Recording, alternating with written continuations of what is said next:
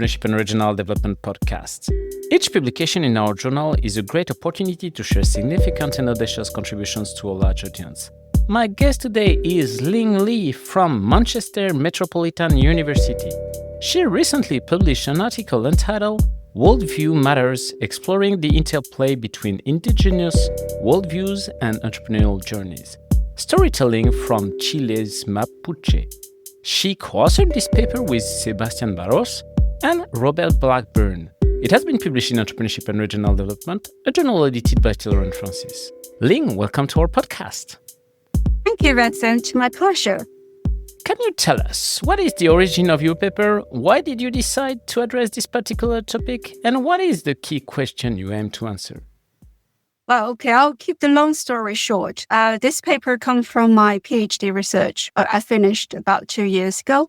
So when I started my PhD, I was originally focused on the sustainable entrepreneurship. Until one day, I read a newspaper from BBC about there's a tribe fire taking place in Amazonia forest, and the local tribe met together trying to use indigenous knowledge solve the issue. I was really fascinated by the article because I was trying to finalize my theoretical framework during my first year. So I think, maybe I should study indigenous people, maybe indigenous knowledge. So I started some literature review on the topic of indigenous knowledge. And I realized there's something behind that, maybe bigger, because knowledge is mainly about the way of knowing, epistemology, but what are the reality they perceive?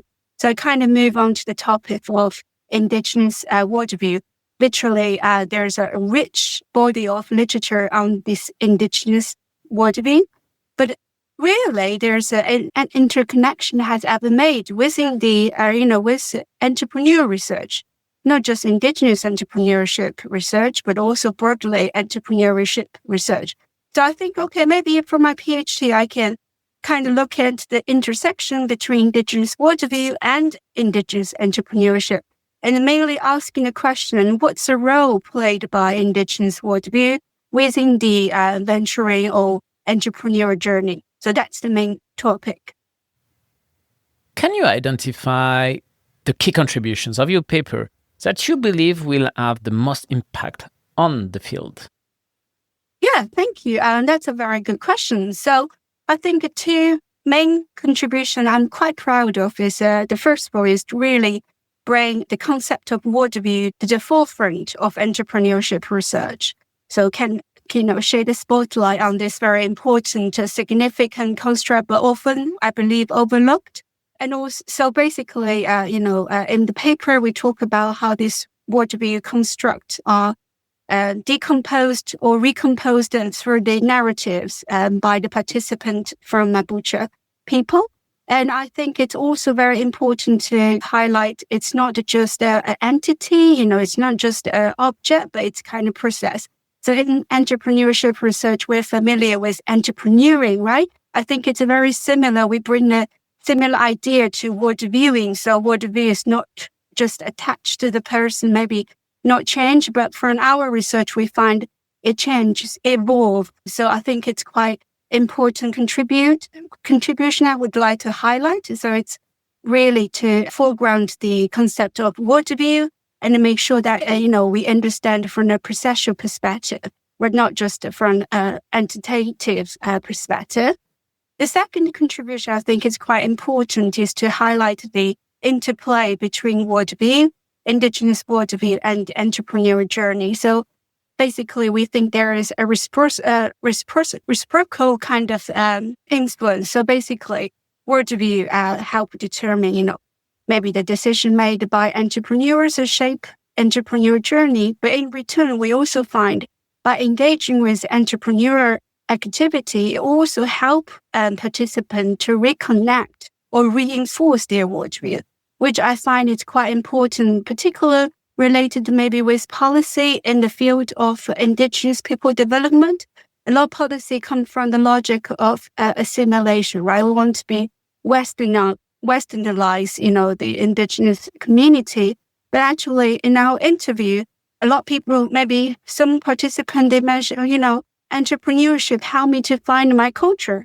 helped me find, my identity. So I think there is a really important maybe for the policymaker to realize that the powerful tool to use not just for economic development, but also for them to use entrepreneurship to help them to reconnect with their origin, and identity, culture as well. What was for you the main theoretical or maybe methodological challenge or challenges in addressing such a question?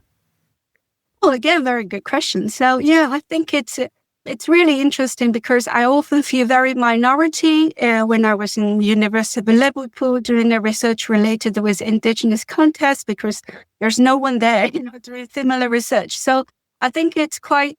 So basically, I have to do something quite maybe haven't been discussed, for example, by my supervisor, or they don't know what I'm doing, for example, as well at the very beginning. So for me, the challenge will be how can I, as my own positionality, I'm a non-Indigenous scholar trying to explore the issue with the Indigenous field. How can I integrate maybe different methodology together?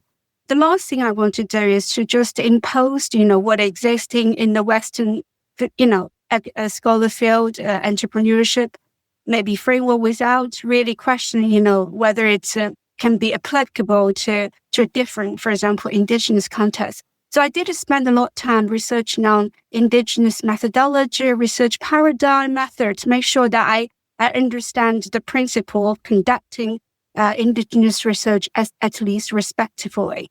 So I think that I found some really rich literature or framework to kind of help us to integrate different views, interweave them into one. For example, there's a beautiful framework called the two-eyed seeing. So basically, you see things through two eyes. One eye represents from Indigenous knowledge system, the other eye for non-Indigenous knowledge, but no one submit the other. So they're equally important. How can you see things for, the same, no one dominates each other, and how you integrate them into the final finding. So I'm trying to go through this approach, and I do find quite a few articles, even written by non-Indigenous scholars, trying to argue there is space for integration, particularly for qualitative research or require a lot of interpretation, construction, which can be complement with Indigenous research, particularly, for example, storytelling as well. So I think that's a bit challenging for me as from my own background, not Indigenous background, in order to get into this field. But I do find there's some theoretical framework is available to support people like me want to get into this research, that you just have to integrate those framework. Let's talk about the research process itself. Can you share something about the journey, perhaps a turning point during data collection, a difficult decision you had to make about the research design, or even a moment of doubt? Yeah, okay. So that's, I think a PhD journey is a long time, right? Anything can go wrong, we all know. So, for example, when I started my PhD, it was in 2019, and we remember the COVID hit in 2021 or something. So I was in my second year, making a perfect plan for research design, trying to fly to Canada or Chile to do some field work. And then certainly, everything had to be locked down. There's no flight, nothing.